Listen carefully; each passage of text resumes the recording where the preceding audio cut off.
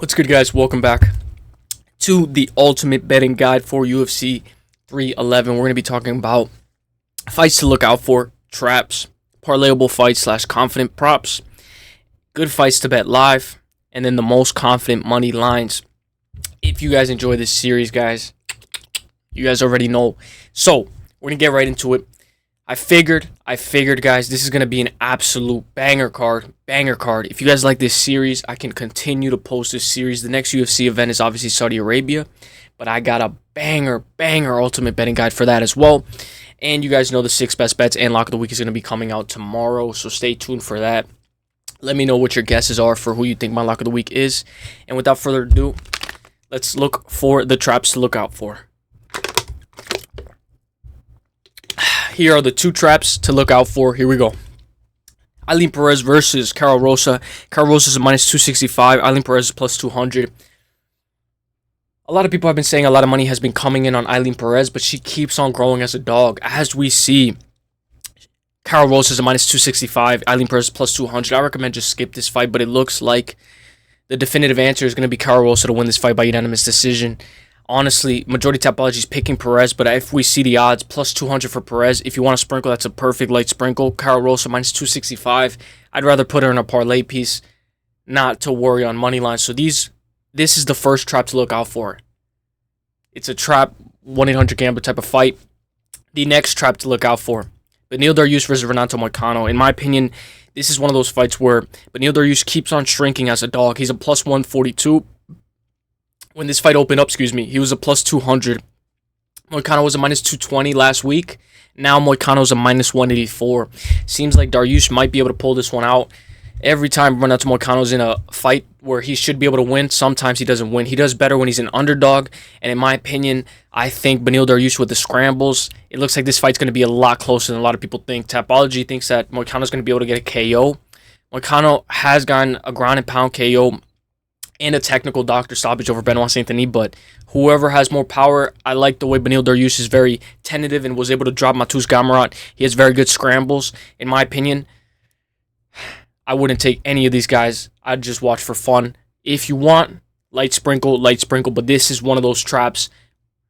Ailin Perez, Karol Rosa, and Beneil Dariush and Renato Moicano are 2 of the biggest traps for UFC 311. Obviously, there's a bunch more, but those are my 2 main traps. Now we're going to go into the parlayable fights and the most confident props. Here we go. Tagiro Lembekov, one of my favorite parlay pieces. We know he's fighting Clayton Carpenter. Tagiro Lembekov minus 340, but a month ago he was minus 230, so it seems like there's a lot of people using him as a parlay piece, using him just to add plus money. I want to mention, though, Clayton Carpenter is an excellent wrestler, and he's a plus 250. He is undefeated. We know Tagiro Lembekov has lost in the UFC before to Tim Elliott. Tim Elliott was grabbing the glove a lot, but he still was able to lose that fight. When I look at Tagiro Lembekov, we already know who's in his corner. Khabib Nurmagomedov. These guys have been training nonstop, not celebrating holidays, just nonstop training. Look at them. They've been nonstop training. He got training footage with Demetrius Johnson as well. And he has Umar Nurmagomedov in his corner as well. 2 of the GOATs. Let's go. Tagiro Lembekov for the win. If you want a prop, I like Tagiro Lembekov by unanimous decision. Or maybe take Tagiro Lembekov by submission or on points. I like that double chance. My next one, Rinya Nakamura. One of my favorite parlay pieces. Minus 480 though. Versus Mayun Gafarov. Mayun Gafarov is a plus 330, and we know Mayun Gafarov is good. But one thing I wanted to mention was this guy is a hybrid. His nickname is a hybrid for a reason. When we look at him scramble, when we look at his wrestling, this guy is by far one of the best wrestlers I have ever seen. Just looking at the way he's able to compete at the highest level, not only compete at the highest level, but he's able to stand his base, and he's able to make this fight competitive. I think he should be able to take this guy down. He's going to go for it. He's going to work for it. I just hope he doesn't gas. When we see his cardio, my favorite thing about Rinya Nakamura is the way he takes the back. Right there, he takes the back. I believe he'll take the back of Mayun Gafarov, and he should be able to win this fight by unanimous decision. It's going to be an absolute banger. Let's go, Rinya Nakamura. If you want a prop, maybe by submission or on points, or by KO or on points, I like the double chance. But in my opinion, I think Mayun Gafarov is really tough. I'm going to go Rinya Nakamura by unanimous decision for that extra juice. Zach Reese is set to face off against Asmat Bekov.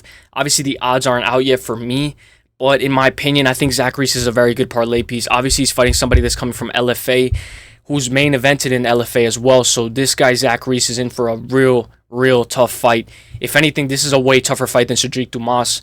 But I still think Zach Reese should be able to prevail. And if I'm looking for any props that I want for Zach Reese, I'm going to take Zach Reese inside the distance. I think it's the best prop. He's a guy who's going to be finished or be fit. He's going to kill or be killed. He lost to Cody Bumditch by slam. I just hope he doesn't spend too much time on the bottom looking for submissions.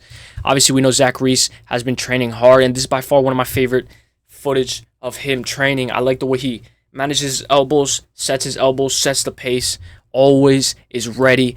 And one of my favorite KOs from Zach Reese was the way he finished Julian Marquez. Beautiful KO, beautiful KO. Now we're going to go to Grant Dawson. Grant Dawson is set to face off against Diego Ferreira. Diego Ferreira is a plus 210. Grant Dawson is a minus 280. One of my best props for this fight, is Grant Dawson by submission or on points, or Grant Dawson by KO or on points. I do like the KO or on points more because it seems like sometimes he can find a submission, of course, but as of recently, he just got a ground and pound TKO finish. So he's working on his ground and pound, and he's been training with guys like not only Gamrot, but he's been training with guys like Dustin Poirier as well. So I think that this guy is going to be in for a treat, and I think if he's going to win this fight anyway, I'll go Grant Dawson by decision, and then I'll take him by KO or on points, double chance just in case, because you never know, guys. You never know. These are the fights to be careful, but they are good fights to bet live. Reinier de Ridder versus Kevin Holland, in my opinion. We know Kevin Holland was the favorite last week. A month ago, he was a favorite.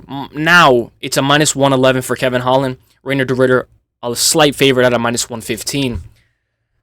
That is a major factor, guys. The fact that Reinier de Ridder is slowly creeping up as a favorite, I recommend you just take him now, money line straight, or you wait till after the first round and make a good live bet. I do think this fight is going to be very definitive after the first round. After the first round, I think we should know who should be able to win this fight. If Reinier de Ridder is not able to get the takedowns and he gets dropped in the first round, I'll go on Kevin Holland. But we do know Reinier de Ridder got dropped by GM3, and he was still able to finish him by submission. I will say Reinier de Ridder, a lot of people don't know who he is, but this guy is by far one of my best fighters to watch just for entertainment wise, and I'm looking for a good live bet. Maybe at the beginning of the first round, the first 30 seconds, I'll hammer a nice little live bet on Reinier de Ridder, or right before, I'll just hammer a nice little live bet, straight money line. 34 years old versus 32, but we know Kevin Holland's a guy who wins, lose, win, lose. So let's see what Kevin Holland's got. Either way, either side, no matter what, I think this is a very good fight to bet on live. The second fight to bet live, Yuri Prochazka versus Jamal Hill. We know Yuri Prochazka is minus 108. Jamal Hill's a minus 118. Jamal Hill's been a slight favorite. Obviously, these odds have been fluctuating, and these are two pick'ems. So, in my opinion, I think these are perfect fights to bet live. We do have to mention, though, how when there's fights to bet live, guys, Yuri Prochazka lost the first round against Rakic. He was plus money. Hammered Yuri Prochazka. It's a risk, but we know Yuri Prochazka eats punches in order to get the finish. Jamal Hill wins the first round. Yuri Prochazka is a massive dog.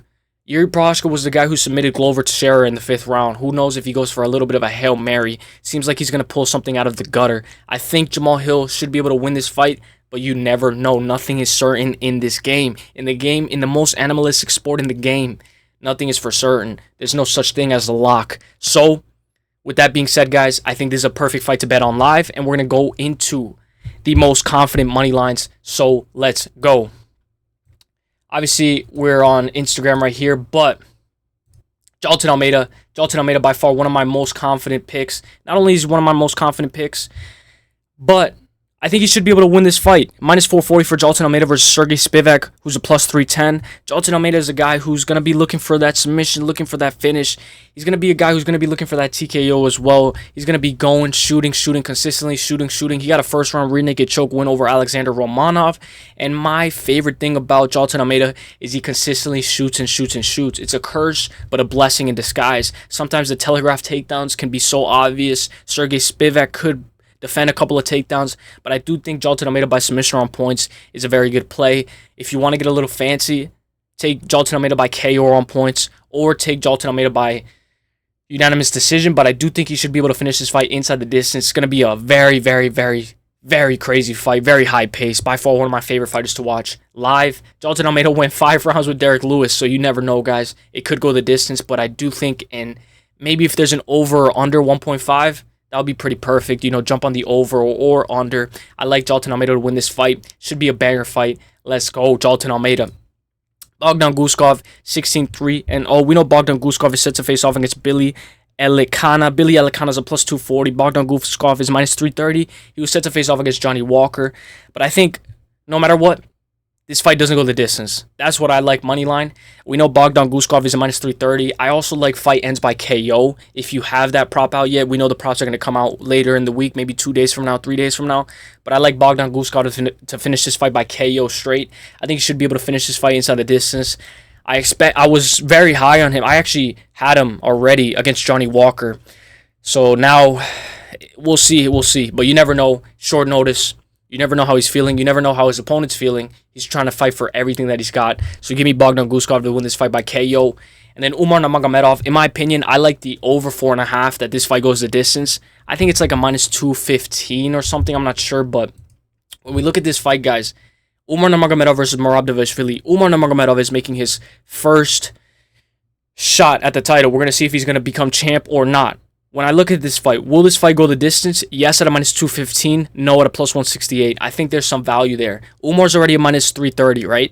And Merab is a plus 240. So if you know ball, you would go sprinkle Merab a little bit. But in my opinion, I think, will this fight go the distance? Yes, at a minus 215 is perfect. Maybe if you want to go total rounds, over 4.5 at a minus 250. But I also like double chance.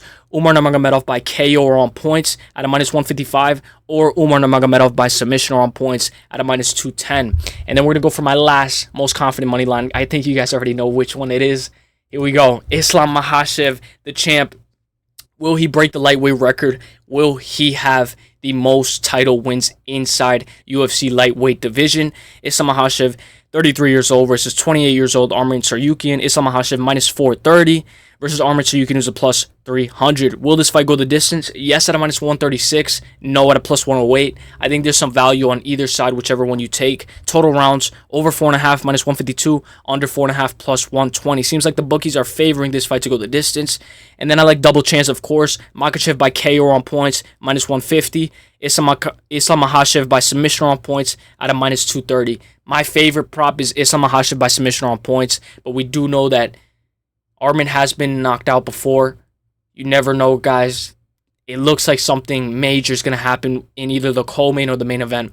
So in my opinion, I like double chance more than the over 4.5 because I think in especially a main event for UFC 311, it might end with an absolute bang.